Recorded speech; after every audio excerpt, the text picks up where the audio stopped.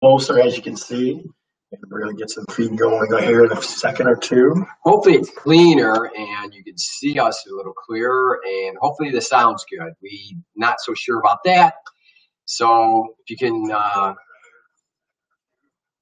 reach out to us, let us know that you can hear it clearly. It'd be awesome. All right, there we go. We got people coming in. We got Kyle Warner and checking in. People looking to watch already. Here we go. Oh, we'll give them a minute. We'll give everybody a minute here. It's been a crazy day, ladies and gentlemen. It's been a crazy, crazy day. So bear with us. We're going to get ready to rock and roll here.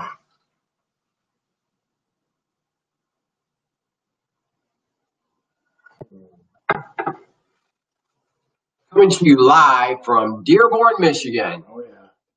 Talkin Heights. Don't talk. Dearborn, not Dearborn Heights. No, Dearborn. Dearborn. I know.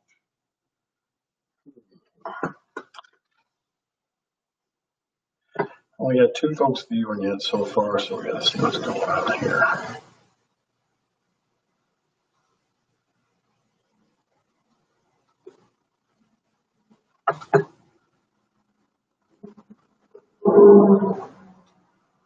There we go. Now we're getting there.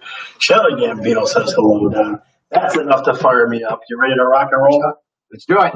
She was on the show. Shelly Gambino? She was. When? Let's go with your memories. Are you ready to do this? Let's do it.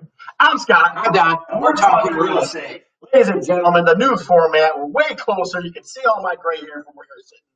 We got all. You can see this. Our The letters are correct, and the letters are all correct, and we're all good there. It's a whole new world. we fit in the screen. Well, I'm gonna start fitting the screen more because I started running a few weeks ago, so I'm trying to slim it down. So we got all the good things going. We got captioning happening, so great things are going on here. All right. So let's start off first before anything else. Let's talk about where are you tuning in from. Let us know in the comments where you're at. We got Sherry Hoffman waving to us. Jim Boyce is in the house. Mr. McIntyre coming in from Canada. We got Gwen in the house. Catherine Cobb. We got everybody. We even got Don with the sound on for whatever reason. Turn it down, please, and thank you. Hi, Sherry, how you doing? We got all kinds of craziness going on. So tell us where you're tuning in from, folks. Where are we tuning in from? Where are we at? And you know who else is watching, don't you? Former fan of the show and holy man himself, Father Bob. Father Bob. Hey, Father Bob, how you doing? Father Bob is watching tonight. So we got all kinds of good things going on. How you doing, Father Bob? So we'll give you a second, give everybody else a second to kind of get here. Where are you tuning in from? Let us know in the comments where you're tuning in from. We got Dearborn Heights, we got Brownstown, all kinds of good things going on. Dearborn. Yeah, Dearborn Heights. Dearborn Heights. This is where we're at. Dearborn Heights. Where's that come from? I will tell you that whole story in a minute. Not right now, though. So, Don, give us the rundown. Give us what we're going to talk about today. All right. So first up, question of the day, question of the week is, if you started a business, what business would it be?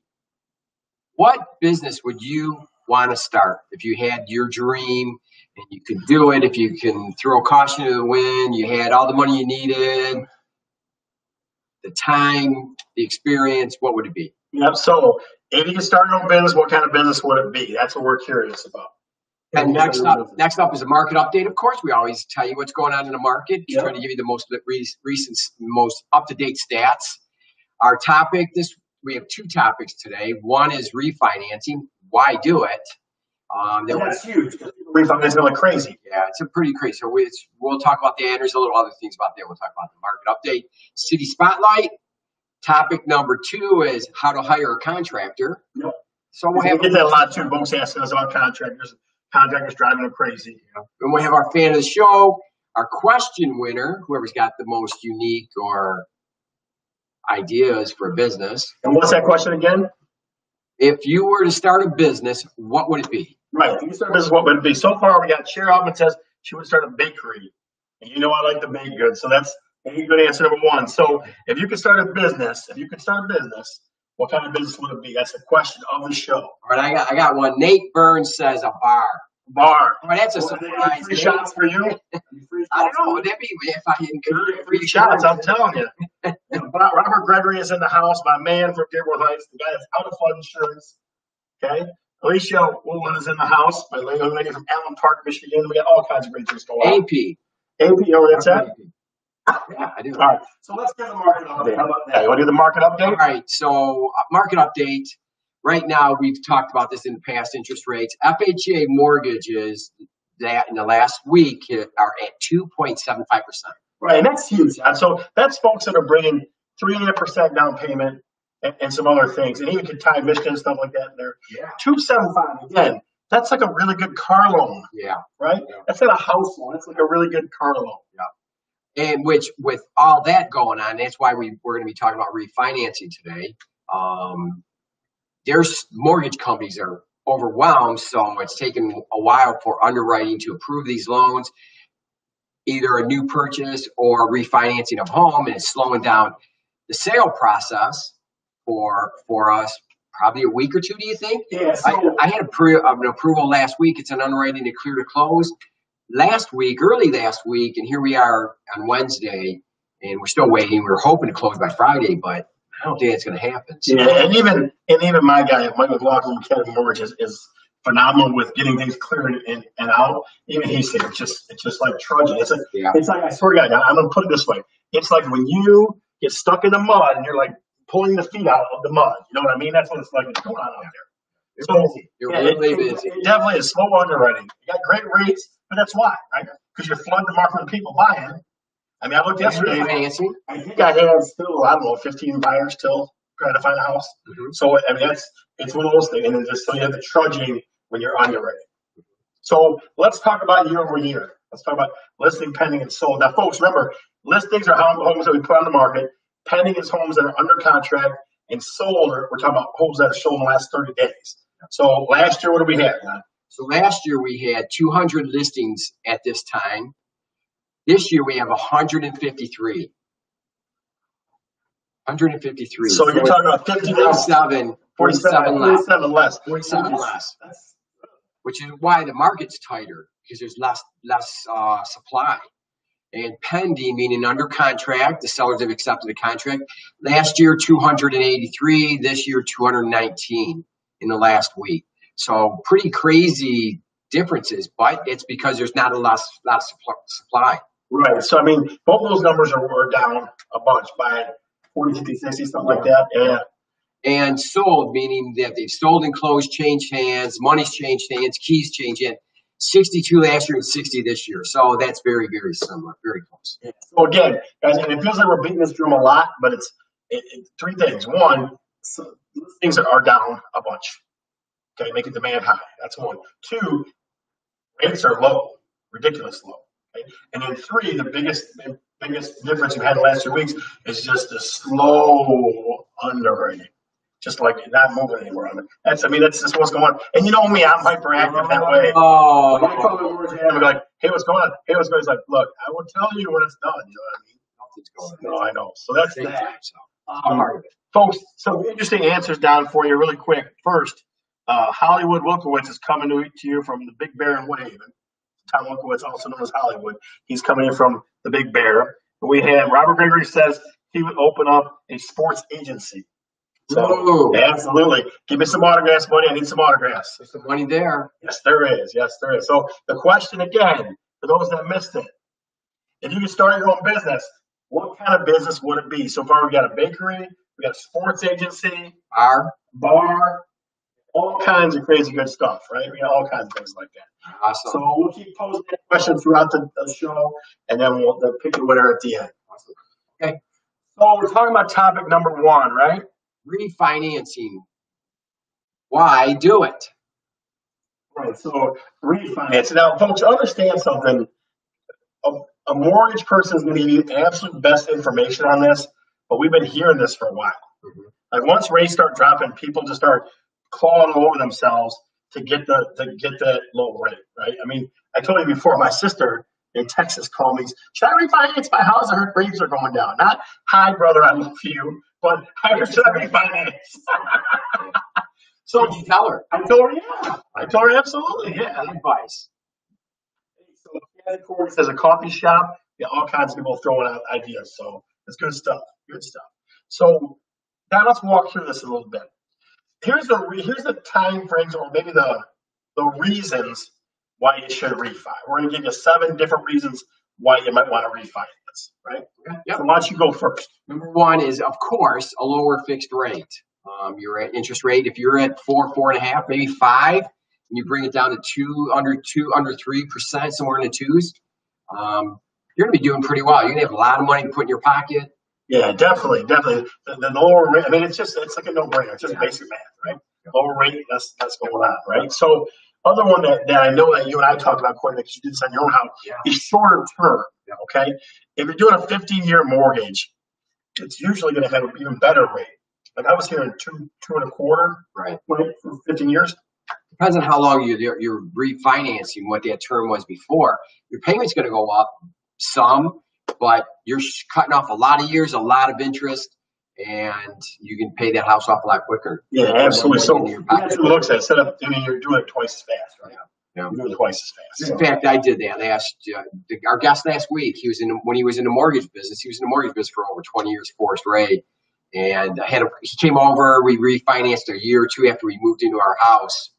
And when he was, I think we were going to go with a 20-year or something like that. He said, "John, you guys ever thought about a 10-year mortgage?" And my wife and I looked at each other like we almost fell out of chairs, saying, "That's not happening." So he already had the payment figured out. Told us what the payment was. We looked at each other. And we started talking about it. We talked about it that night, and the next day we made that decision to go for it. And was one of the best financial decisions we've ever made was to get to a 10-year mortgage, and we ended up paying it off sooner than that because we had extra money towards the end of that 10-year period. And so, yeah. So quickly, huge. It's huge. To recircle back for a second. Robert Gregory says, how much a reduction makes it worth it to refinance? More than a point? Yeah, in the day, it used to be 2%, right, or more. And I've seen less than that. Sometimes you go back and you look at the history of some of these properties, you see people refinance every single year. Yeah. And I don't know exactly. I'm thinking they might take cash out. Here's the factors, though, right? So you got to look at how much you're paying in closing costs. It's getting rolled into the mortgage, right? And if you are, sometimes people don't. Sometimes they'll take it out of their pocket. Either way, even if you're paying out closing costs, right? How much is that going to be, and how much you're thinking? When's that at break even? And when are you going to get it go beyond that and start putting more money in your pocket for the return? That's the best we got for you. Is that you definitely, if you need a mortgage guy just to talk to about it, let us know. That's the best thing. Those are the guys that are going to what exact numbers. You don't just guessing around. You know what I mean? Yeah. But it used to be 2%. Now it's I don't think it's that anymore. I think it depends on the scenario. So number 4, I would say if you're in an adjustable, which is a rate which goes up and down with interest with rates, right? Right. So it bounces around. If you're in that, you got to get to a fixed rate. Yeah. I mean, those adjustable arms, they were a big deal in like the 90s, right?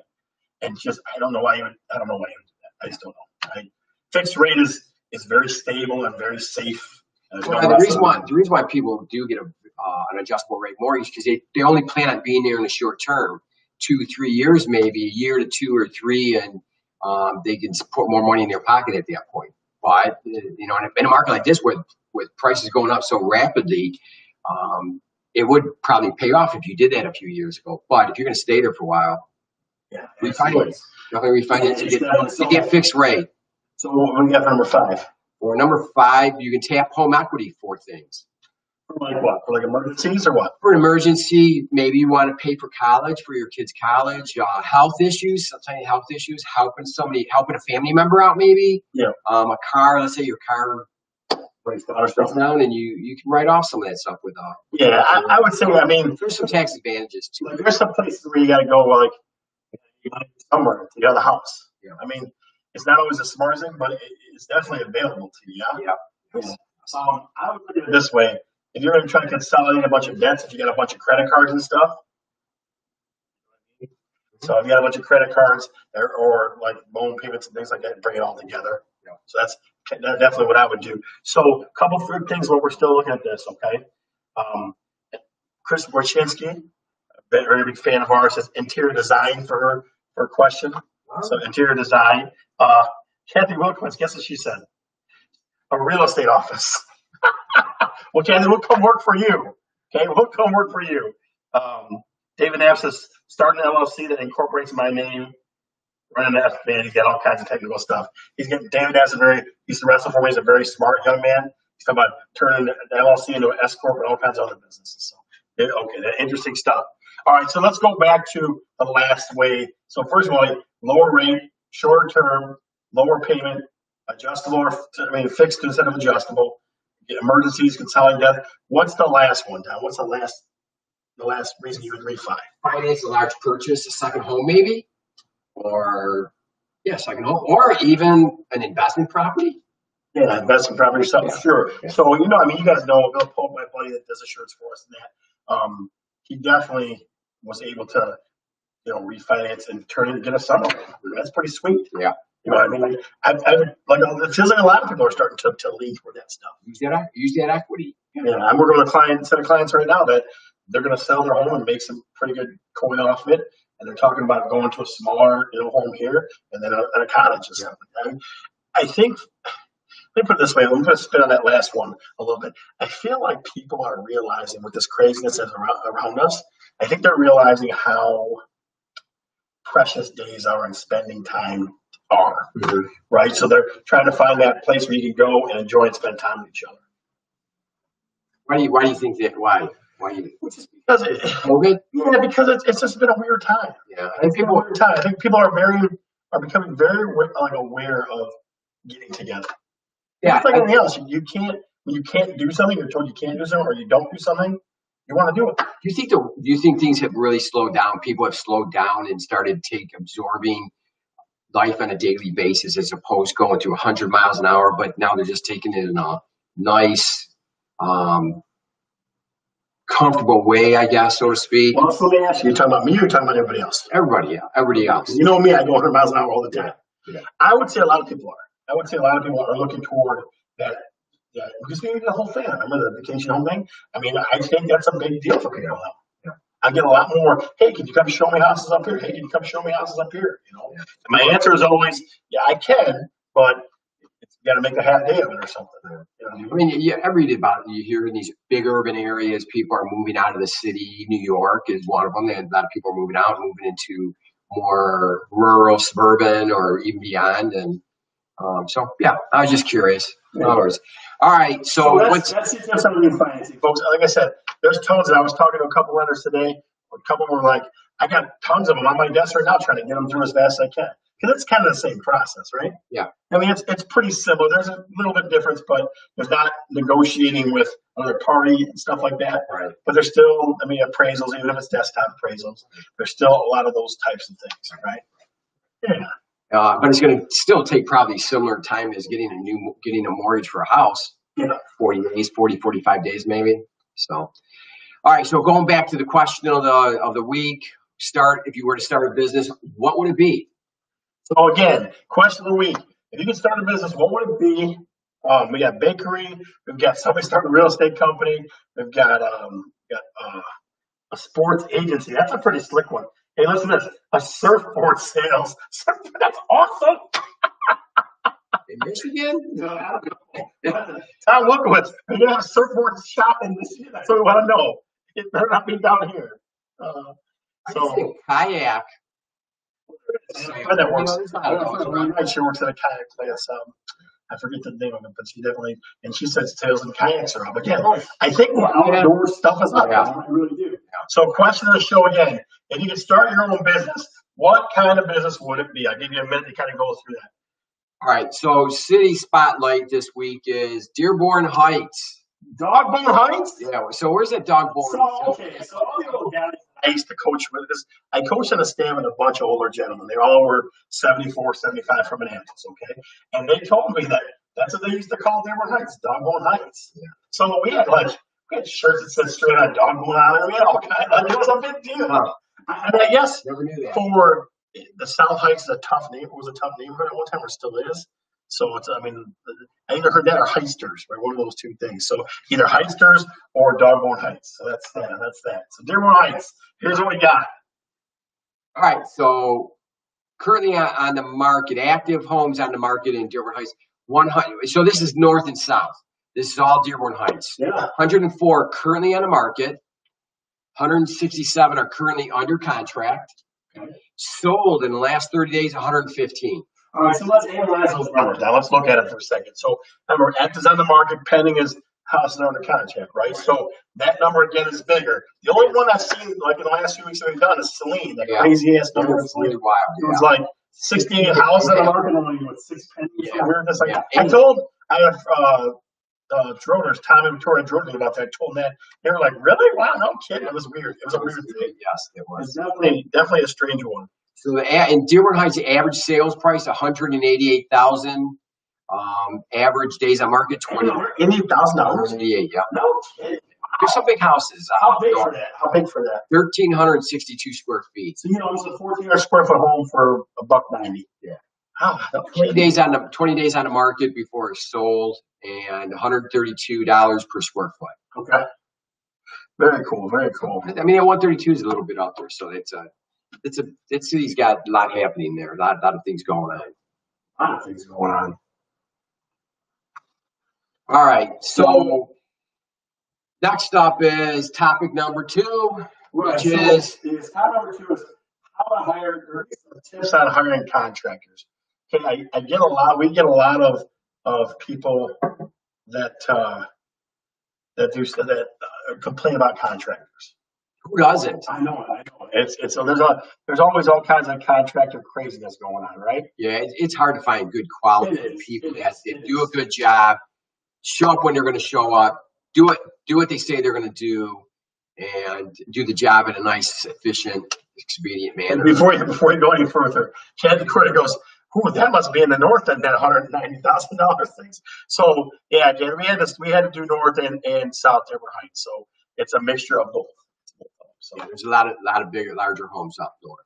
Yeah, absolutely. So there's that. All right. So how to hire a contractor, Scott? What's the first thing that you would think would be the best thing to do when you hire a contractor? So you can never weed out all the factors and all the concerns and all the protections for yourself. But the best place I always go is my personal referral. If it's somebody that I know and trust them, then I'll use that as my guide. I tell folks now, this is what I tell folks all the time, that if they haven't done work for me, okay, or I have not used them many times, then I don't refer them. There's a couple trades I don't have a soul, and I tell them, I go, I don't have somebody like that, right? Because I would rather turn you down than give you a crappy referral. Yeah. Right. I have a kick-ass AC guy, a HVAC guy, a great electrician. Right. I've got a couple other. I got a good plumber, but there's some like I had a floor sanding guy that did floor sanding in my house. He got a client that I referred him out to, and he showed up like 2 weeks after the call, which they set up. He goes, "I can't do your floors." So the real estate client waited 2 weeks for the guy to come out and say, I can't do your floors. So that was the last guy. That's the end of the year. You're not getting referred anymore, not at all. And that's the thing, to find somebody that you can refer. I mean, I used to have more people that I could refer, and it's dwindling to find people that will work hard and show up and do what they say they're going to do. So right, absolutely. So what else you got? Next up would be, once you do personal referrals. Going back to that, my wife's really big on that. She talks to people when she wants to get something done. She does her homework by talking to other women or anybody at work, and comes with some good work. We've had some good experiences. We haven't really gotten the short end of the sticks, thank goodness. Number 2, though, is when you do find a contractor, verify contractor license, insurance. Maybe if you could even possibly go look at previous work. And that's something that my wife has done, and I've seen some of that stuff too. So anything you want to add to that? Well, so I would say verify. Okay? Verify measurements. Verify what the time frames on a contract. Verify everything. Yeah. Because it's just like real estate contracts in this respect, that if there's a loophole somewhere, some clown, not everybody, but somebody's going to try to work their way through it. Yeah. Yeah. If stuff's vague, verify. How long it's going to be for you to be done? Give me time. I mean, like, I was talking to a person today going through a contract. I was like, "This is so vague. I don't know what the hell's going to happen here." Mm-hmm. So verify. Yeah. It's a contract, license, insurance. Verify everything you possibly can. Yep. Next up, number 3. Well, 3 goes along with it, right? Get everything in writing. Everything. Right? How much you're paying them before. How much you're paying them at the end. I mean, like, how long it's going to take. I mean, there's like so many facts. Every single thing you can possibly get information on, get it in a contract. Get it in writing. Yeah. Absolutely. Don't take any kind of. Here's a couple of things. Now, think of this for a minute. If a guy can quote you a job on the phone without even looking at your job, yeah, no. I mean, like, that's what I mean. Like, make sure they know all the details and make sure that. And they see it. Right. They know what they're talking about. Right. And they know. Getting stuff writing is huge. Like this, I do this all day long. Doesn't matter. I don't know. I bullshit and talk on my ass all the time. What? No, but PG-13. But you don't do that anyway. You don't BS. No, I don't. My point being is that people talk to each other. It doesn't matter. It doesn't matter at all. I think that when you meet a contractor in person, trust your gut instinct. If you have a funny feeling, don't hire them people. Don't hire them. I really go with the gut. Number 4, this may sound like I thought was a good idea when we discussed this. Think about the cleanup before you sign. Who's going to clean up? When? How often? Sometimes they leave, the debris at the house, and you have to get rid of it. And if it's something like a water heater, what do you do? How do you get rid of that? So you want to make there's certain things in there that you might have work being done on it. Who's taking it? You want them to take it if you can. You want it to be their deal. You want them to be doing because you know how messy it's going to get. You know how messy it's going to get, right? You just don't. Hey, Melissa Longo, how you doing? Thanks for the referral. See, look at that. All right, so the next, when you are buying things, let's say you're getting some new paint or some cabinets or something, you want to accompany the contractor to the store and make sure you're picking out the things that you want to pick out. The tile, whatever it is that the contractor is going to be purchasing on your behalf. Make sure that you're there, that you're getting the right, not only quality, but the right material, and make sure that it's paid off. Sorry about that. A little upset stomach. Sorry about that. Sorry. What number are you on, Dad? Number 6. Number 6. Watch progress like a hawk every single freaking day. Yeah. Don't give the guy some space. Don't feel awkward. None of that stuff. Don't give them any space. My parents built a house, and they were there every single day, all day long, to make sure it was done properly. So it's a lot of work. So if you need help, folks, David Knapp saying these type of things with contractors wouldn't happen if David Knapp thinking of business always being obsessed with it. So my man, if you guys need a contractor, talk to David Knapp. So David Knapp, like I said, wrestled for me, and he was always an approving kind of guy. So, but watch all the time. Okay, don't let them be in your house by themselves, and all of a sudden come back through a day later and they're they didn't do this or that and the other. Watch them all the time. My great uncle, his old Polish guy, Bruno, he used to freaking they watch people when they fix the car or something like that. They would go in the bay and watch the guy fix the car because you can't trust that stuff. Yeah. You can't trust it. You watch all the time. Okay, finally, withhold the final payment money until work is complete. And when sometimes you can do a percentage basis. 25 of the work, pay 25%. 50, pay up to 50%. But at the very end, make sure you don't pay until everything's done and you're satisfied with the job. Because if you pay them before and you're not totally satisfied, and they say they're going to come back, they're paid, they're not coming back in most cases. Yeah, you definitely don't give them all the money. There's no way in holy but Jesus you give them all the money. No way.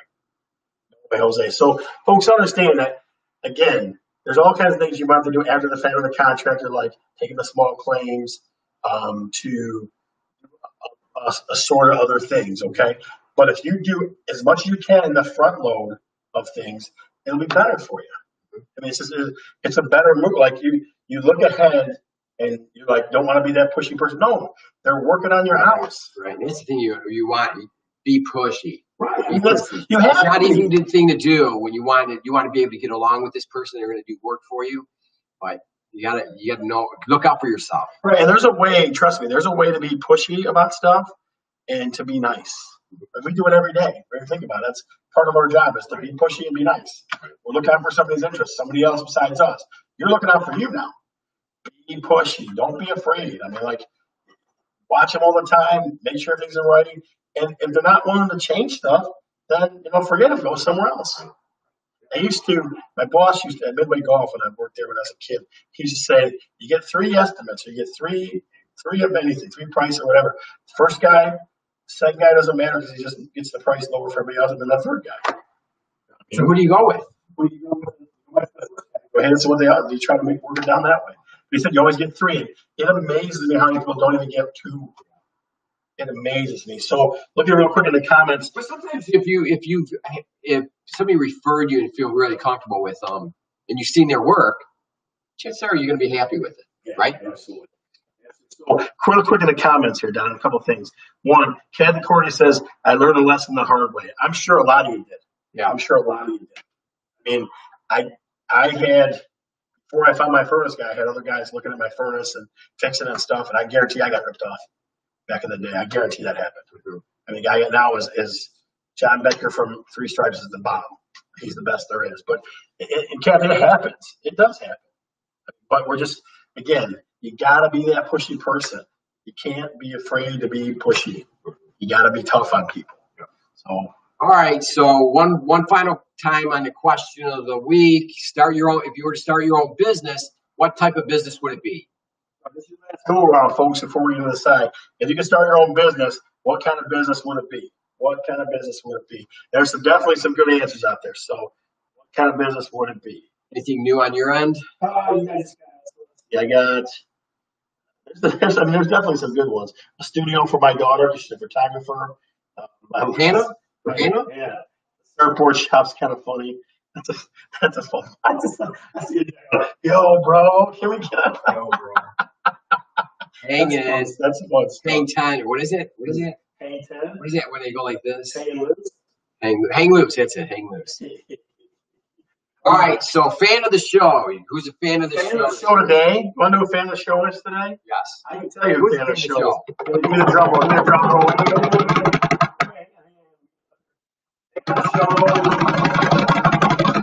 Is the flood man himself, Robert Gregory. What? What's that? Wait a minute, Robert Gregory. The flood, so he paid flood insurance for a long period of time until we talked about it. So here's what I want you to do. Robert, make some noise. Robert. That's what I'm waiting for. Robert Gregory is fan of the show. Give me some pump up. We're gonna have going on the next piece until people start pumping it up. Raise the roof, Robert. Make some noise, people. We got a fan of the show in the house. I tell you why he was the flood guy. Paid a bunch of flood insurance, and then we got him out of it. So he's definitely, and that's a you know how that is. That's a key thing in Dearborn Heights. Did you have Carol do it? Yeah, the girl, lady. Robert Gregory, my man. All right, so let's put our heads together and come up with a question of the week winner. So let's do this here. Now, Don and I are going to confer quietly. You can't watch. All right, so I like. Let's see. I like that one. That's pretty funny. Okay, what else you got?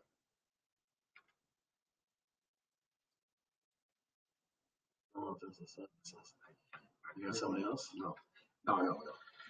All right, so. Hang on 1 second. Now let me go. It's